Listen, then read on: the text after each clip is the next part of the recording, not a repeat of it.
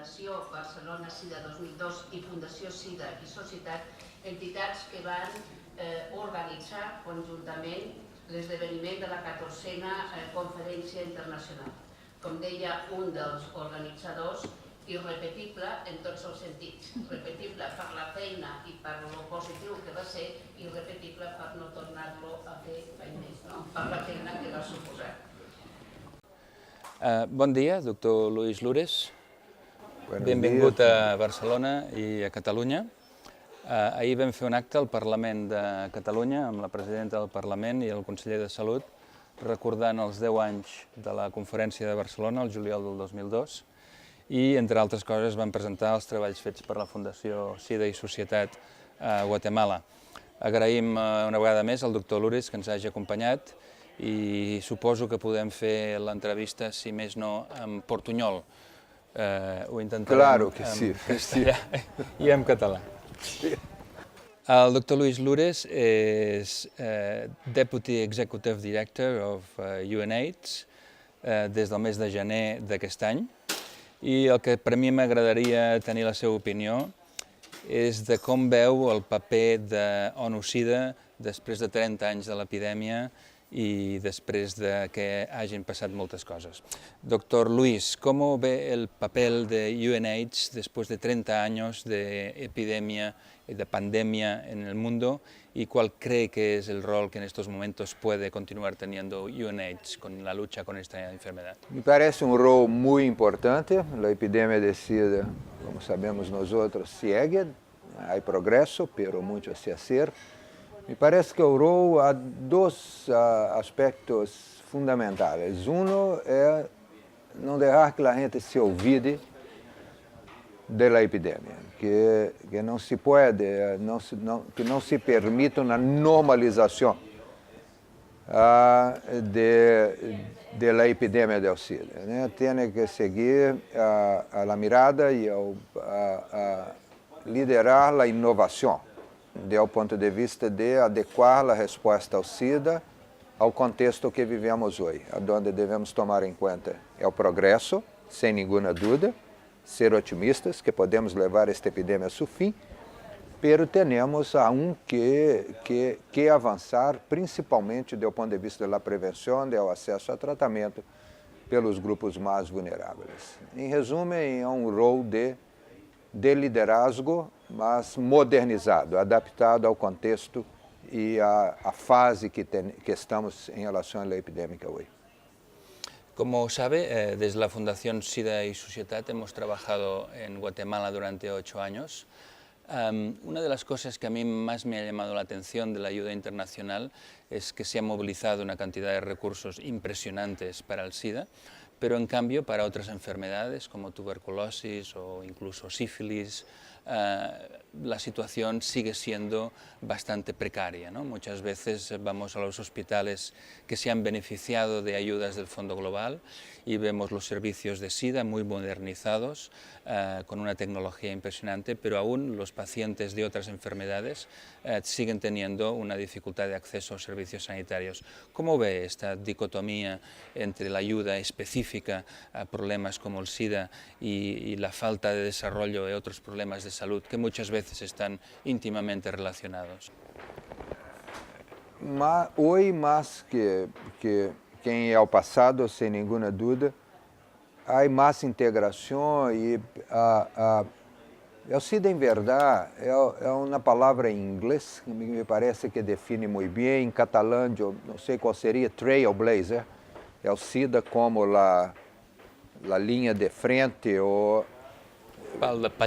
para a inovação, para abrir novos espaços, novos caminhos, não? E isto passou em muitos aspectos durante os 30 anos de epidemia de resposta. Né? A mobilização social foi inovadora em relação ao SIDA. Né? Em muitos aspectos, o progresso científico. E me parece que acá, uma vez mais, é tomarmos vantagem do SIDA como o trailblazer, abrindo espaço também para outras patologias, para outros problemas que temos hoje, e principalmente em relação a co-infecções, como a tuberculose. Né? eu sou otimista, principalmente em relação à tuberculose. Me parece que hoje os programas são cada vez mais integrados. A nível global, sem nenhuma dúvida, nós outros de ONU-SIDA trabalhamos muito cerca com os programas de tuberculose da OMS, com Stop TB, a partnership da Stop TB. E me parece que há mais e mais, pelo menos há consciência que se tem que trabalhar junto. É o que eu costumo dizer, não? São duas patologias, mas é um solo paciente, um solo doente. Não há dois. Então, não há sentido que nós outros aí, viene, isso passa, eu concordo. Pela manhã, você passa pelo serviço de SIDA e depois ao serviço de tuberculose, depois, não pode ser, né? Uma vez mais, são duas patologias, mas um solo doente, um solo paciente, não? E se tem que buscar integração. Mas eu sou otimista e, uma vez mais, né, me parece que temos que utilizar o SIDA como o que abre o espaço, o trailblazer, ao invés de competir, tomarmos vantagem do SIDA como trailblazer e aí abrir mais espaço para as outras patologias também. E de investir em integração, claro. ¿Y políticamente el Fondo Global tendrá posibilidades de hacer esta apertura para poder financiar programas menos específicos de lo que ha hecho hasta ahora? Me parece que sim, me parece que há o fundo tem a vontade de levar à frente uma reforma importante. Nós outros de ONU-SIDA temos grande confiança em um novo diretor, a Mark Dybul, que está muito comprometida em reformar, a seguir avançando com o fundo, tomando em conta a experiência que o fundo tem tenido até hoje e também câmbios que seguem passando do ponto de vista do contexto onde operamos. Claro, o fundo, o desafio principal hoje segue sendo de ter a plata, ter os fundos para operar. Não? Mas me parece que a direção das reformas está bem e uma delas é exatamente esta, aumentar a efetividade dos programas que recebem seus fundos, sua plata, e uma das formas de fazer isso é integrar cada vez mais. Mais uma vez é o caso da tuberculose e o VIH. Y en este sentido, ¿cómo cree que la crisis económica actual puede, si es que no lo ha hecho ya, afectar la ayuda internacional y de hecho afectar a la epidemia, como ha pasado en algunos países europeos como Grecia y Rumanía, que ha habido rebotes de infección debido al cierre de algunos programas de prevención? A crise é uma realidade, não me parece que... Pero não é uma realidade em todo o mundo. Essa é a primeira coisa que... quando eu miro um periódico em Europa, onde vivemos e coisa, não há um solo dia que não há headline, não há uma notícia sobre a crise na primeira página e coisa. Não? Se você mira um periódico em África, ou mesmo em meu país, em Brasil, e coisa, há notícias da crise, mas não na primeira página. Há outras coisas mais importantes que a gente está tratando, está preocupado. Isso demonstra que a crise não é a mesma em todo, e isso nos dá mais esperança também, é dizer, a África, em verdade, é um continente, na maior parte dos países, que tem hoje um crescimento fenomenal, extraordinário. As economias emergentes estão buscando suas formas e coisas de avanço e tentando distribuir mais os recursos que têm e coisa. Pero, do ponto de vista do recurso internacional ao SIDA, claro que temos que tomar em conta. Pela primeira vez, estamos mirando da história recente do SIDA, nos últimos 10 anos, uma tendência de nivelamento, se não de descenso, em o recurso internacional para o SIDA, o que nos preocupa, porque temos aí um gasto hoje estimado com o SIDA cerca de 17 mil milhões de dólares. É muito significativo comparado com É o ano de 96, quando o gasto era de 300 milhões, é o total. Não?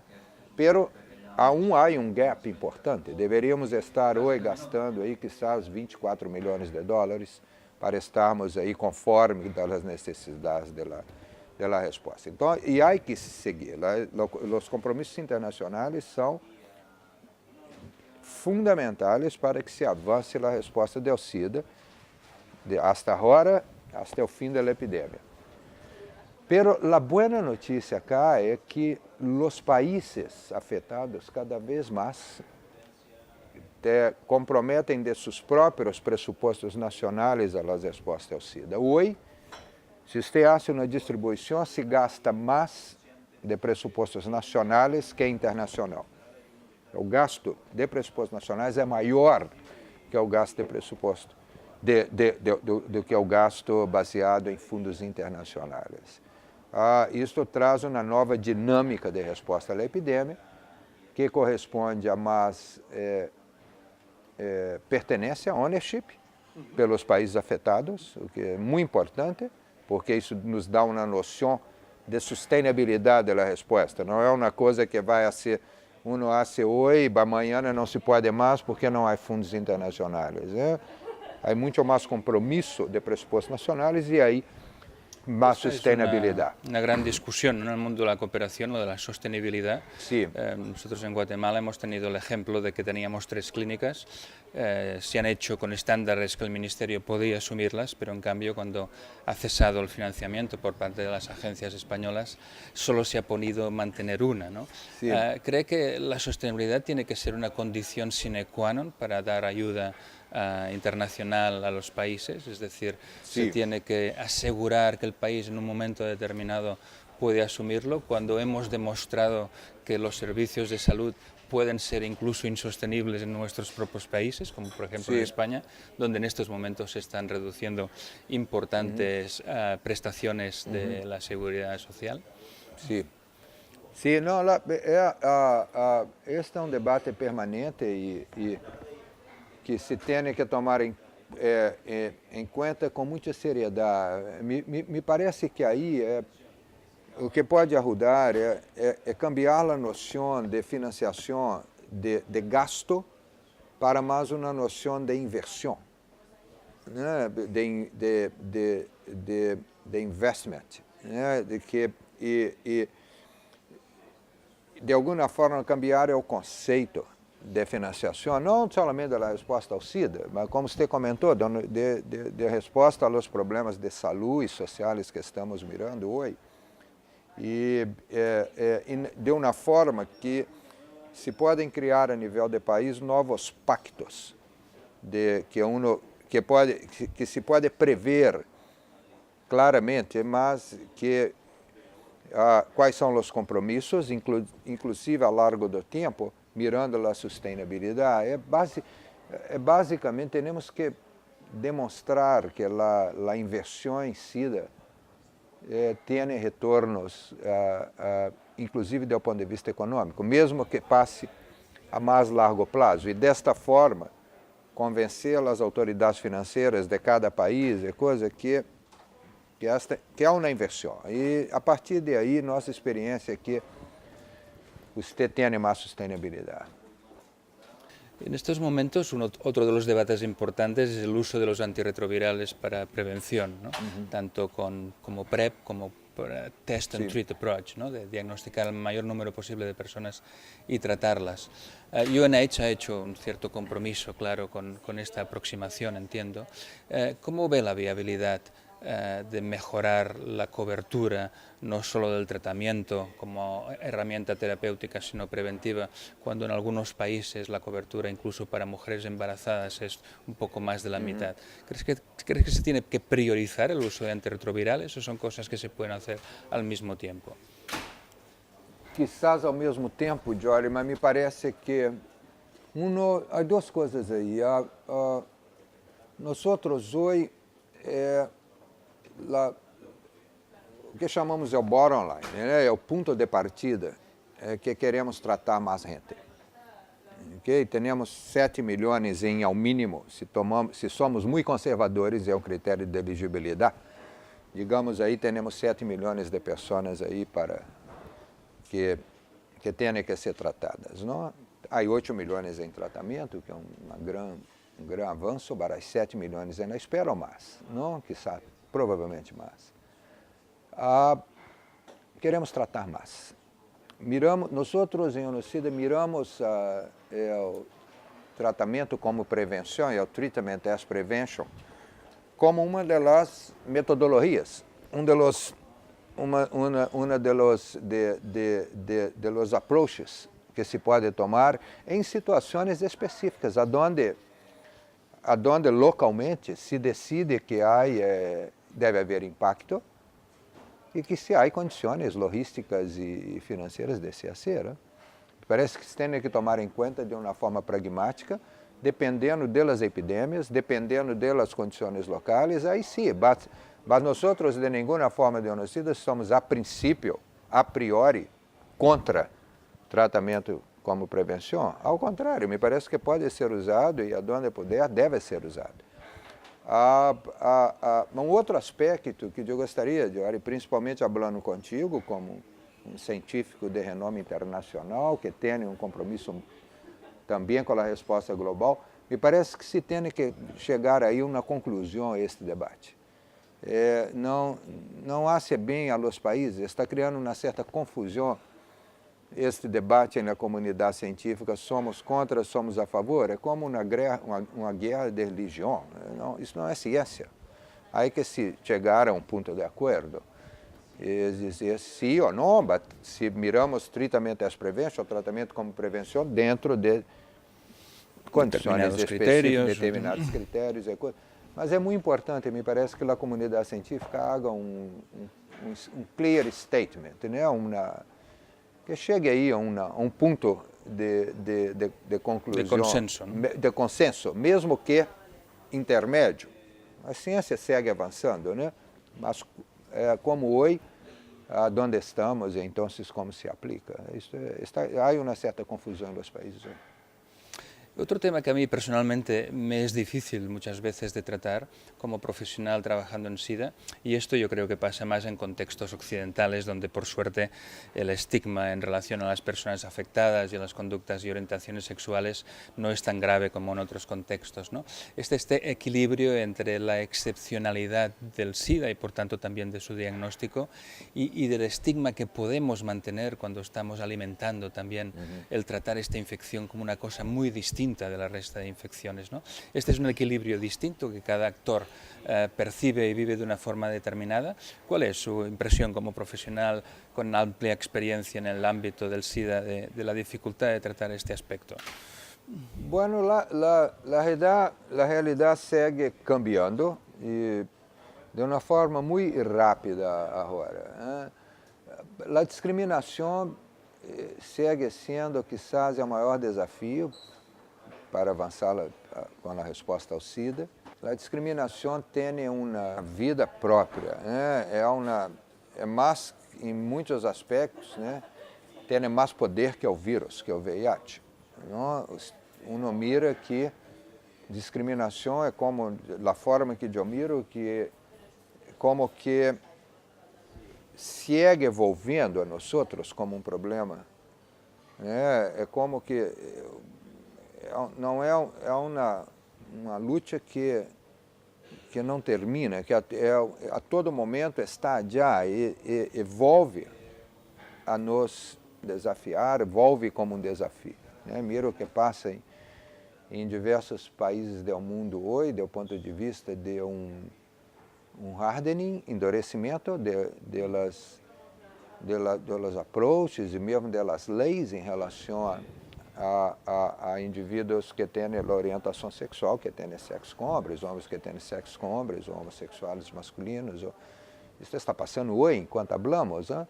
Situações que são mais duras que eram mesmo de quando a epidemia começa. E então segue sendo a discriminação, quizás mais que em ao passado, já que temos o progresso científico para manejarmos de uma forma melhor o VIH. Proporcionalmente mais importante hoje a discriminação, porque esta segue sendo e crescendo.